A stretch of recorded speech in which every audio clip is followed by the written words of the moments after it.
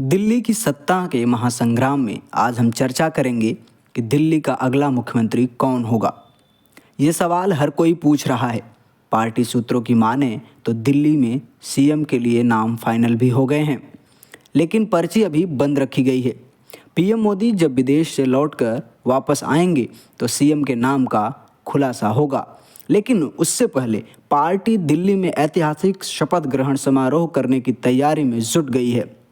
इसके लिए पार्टी ने कई जगहों को चुना है, जिनमें से पहले नंबर पर दिल्ली का ऐतिहासिक रामलीला मैदान हो सकता है।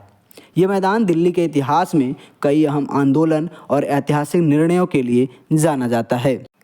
इस शपथ ग्रहण में बीजेपी शासित प्रदेश के सीएम और डिप्टी सीएम सहित एनडीए के सहयोगी दल के नेता भी शामिल होंगे। 26 सालों के वनवास को खत्म करने के बाद बीजेपी ऐसा पहली बार है कि वो पूर्ण बहुमत के साथ दिल्ली में अपनी सरकार बनाने जा रही है।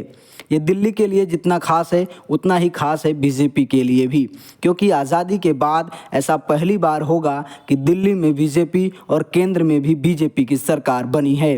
बीजेपी इस ऐतिहासिक पल को बहुत ही भव्य तरीके से मनाना चाहती है।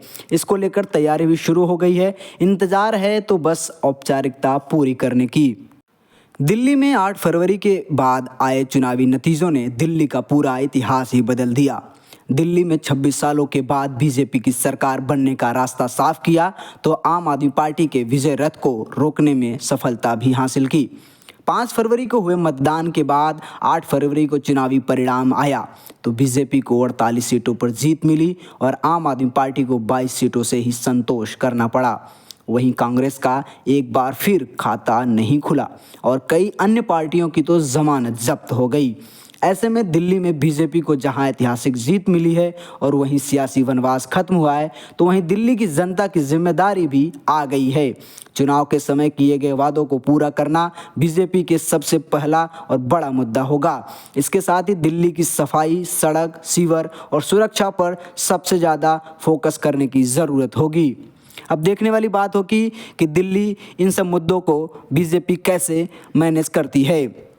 फिलहाल सबकी नज़रें बनी हैं कि दिल्ली का अगला मुख्यमंत्री कौन